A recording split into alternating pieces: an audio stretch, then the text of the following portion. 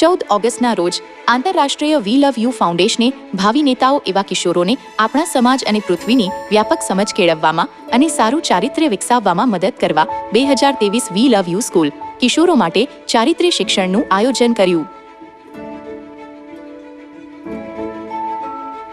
રોગચાળો સમાપ્ત થયા પછી આ શિક્ષણ ફરી શરૂ થયું અને તેમાં સિયોંગ નામ ક્ષેત્રના લગભગ 50 માધ્યમિક અને ઉચ્ચ શાળાના વિદ્યાર્થીઓએ ભાગ લીધો.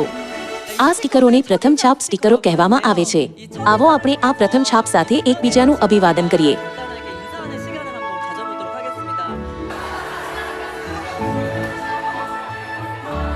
શિક્ષણ શરૂ થાય તે પહેલા તેમણે અસહજ વાતાવરણને હળવું કરવા માટે વાતચીતની શરૂઆત કરવામાં ભાગ લીધો.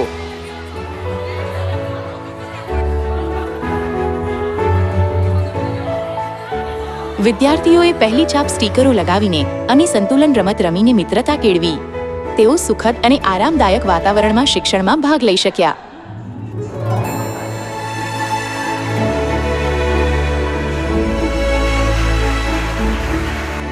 આ શિક્ષણમાં 3 સત્રો હતા. આંતરરાષ્ટ્રીય વી લવ યુ ફાઉન્ડેશનના અધ્યક્ષ જહાંગીર ઝા દ્વારા ચારિત્ર્ય શિક્ષણ પર વિશેષ વ્યાખ્યાન, નિષ્ણાતો દ્વારા વૈશ્વિક નાગરિકતા શિક્ષણ અને પર્યાવરણીય શિક્ષણ. પ્રથમ સત્રમાં ચારિત્ર્ય શિક્ષણ પરના વિશેષ વ્યાખ્યાનમાં અધ્યક્ષ જહાંગીર ઝાએ અન્યની ભલાઈ એટલે કે નિસ્વાર્થતા પર ભાર મૂક્યો. તેમણે હાર્ટબ્રેક રીજનું યુદ્ધ, મહાન સિકંદર અને બાઇબલમાંના સારા સમરૂનીના દૃષ્ટાંત જેવા ઉદાહરણો આપ્યા.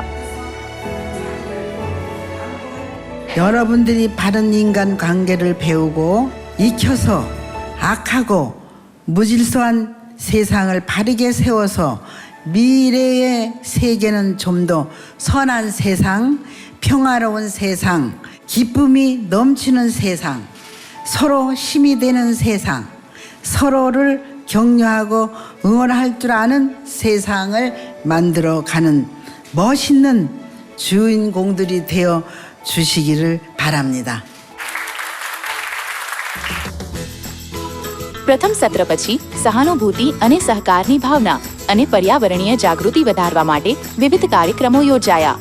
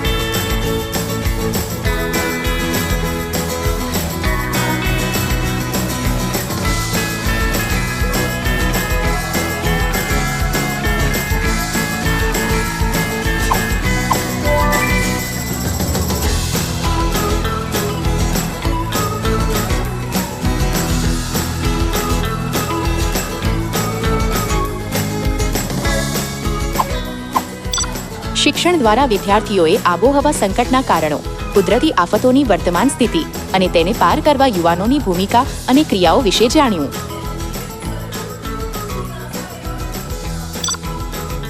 ત્રીજા સમયગાળામાં તેમણે શીખ્યું કે વૈશ્વિક નાગરિકતાનો અભિગમ એકબીજાના વ્યક્તિત્વનો આદર કરવો, ભિન્નતાને સ્વીકારવી અને સહયોગ કરવો છે. 21મી સદીમાં વૈશ્વિક ગામડાના મૂલ્યો માનવીય ગૌરવ, સ્વતંત્રતા, સમાનતા અને શાંતિ છે. આપણા પાડોશીઓનું આપણું પોતાનું સન્માન કરવું અને સર્વ પાડોશીઓના મૂલ્ય અને ગૌરવને સ્વીકારવું મહત્વપૂર્ણ છે. આપણે સાચી ખુશી ત્યારે જ મેળવી શકીએ છીએ જ્યારે આપણે પાડોશીઓ સાથે વહેંચીને અને એકબીજાની સંભાળ રાખીને જીવીએ.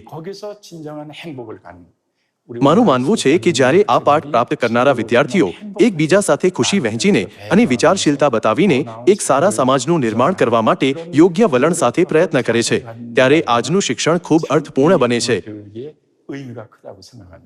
મને આશા હતી કે બાળકો પર્યાવરણીય પ્રદૂષણની ગંભીરતાથી વાકેફ થાય અને તેને પોતાના દૈનિક જીવનમાં અમલમાં મૂકે, જેથી તે એક નિવારક શિક્ષણ બની રહે.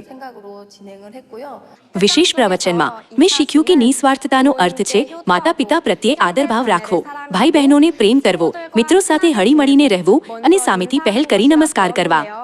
આનાથી મેં સ્વમંથન કર્યું કે શું હું શાળામાં મિત્રોને સામેથી બોલાવતી અને તેમનો વિચાર કરતી હતી.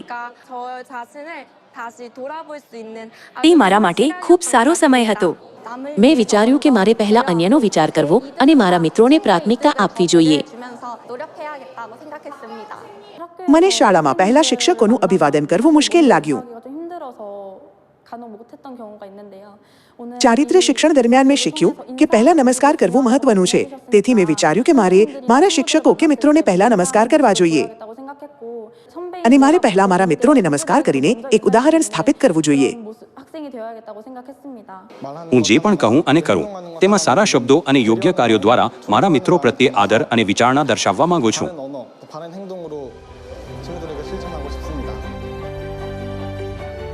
આંતરરાષ્ટ્રીય વી લવ યુ ફાઉન્ડેશને યુવાનોમાં સકારાત્મક મૂલ્યો અને યોગ્ય ચારિત્ર્ય કેળવવા માટે ચારિત્ર્ય શિક્ષણ હાથ ધર્યું છે.